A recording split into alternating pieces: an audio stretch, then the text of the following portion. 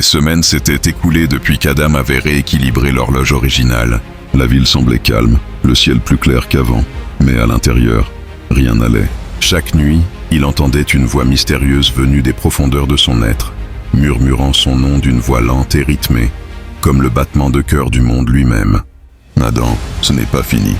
Il pensait que c'était des illusions. Jusqu'à ce que les failles temporelles réapparaissent, des éclairs bleus dans l'air, révélant des scènes du passé et du futur. La ville en flammes, la mer s'asséchant, et son propre visage, debout devant une horloge brisée, plongée dans une épaisse obscurité. C'est alors qu'il réalisa que le temps lui-même l'appelait. Il retourna à la tour de l'horloge, où il avait déjà rencontré le garde des ombres. Mais la pièce était vide, à l'exception d'un vieux livre, ouvert à une seule page. Lorsque les 4 flèches seront complètes, leur propriétaire comparaîtra devant l'entité du temps, pour être jugé. Adam releva lentement la tête, et soudain tout autour de lui se figea. L'air, les sons, la lumière. Rien ne bougeait, sauf lui. Derrière lui, une vaste forme de lumière et d'ombre se forma, ses traits changeant, ne s'arrêtant jamais, comme s'il s'agissait du temps lui-même. Une voix grave résonnant dans tout l'espace. « Tu es celui qui a fait refluer les minutes et réveiller les heures endormies. Mais tu as brisé les limites. Sais-tu ce que tu as fait, Adam ?» Il répondit fermement, malgré la peur qui lui glaçait les membres.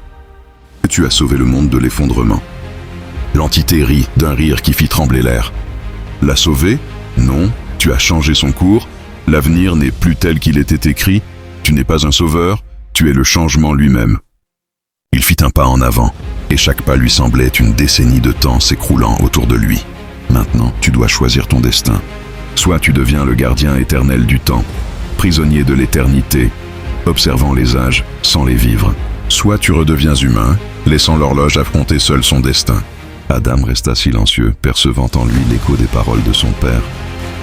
Le temps est une promesse, pas une prison. Il regarda l'entité avec des yeux brillants de détermination. Alors, je serai quelque chose de tiers. Je ne serai ni un prisonnier ni un fugitif. Je serai un pont entre le temps et l'homme. La lumière bleue résonna autour de lui, et le symbole sur sa poitrine se transforma en un cercle parfait de 4 flèches, tournant lentement. Soudain, l'entité se mit à sourire. Pour la première fois, le temps n'était pas en colère, mais satisfait. C'est ainsi seulement que naît un véritable gardien. L'entité disparut dans la lumière, et tout se remit en mouvement. La ville, les voix, les gens. Mais cette fois, l'horloge n'était pas sur la place habituelle, mais battait à un rythme nouveau, en harmonie avec le cœur d'Adam.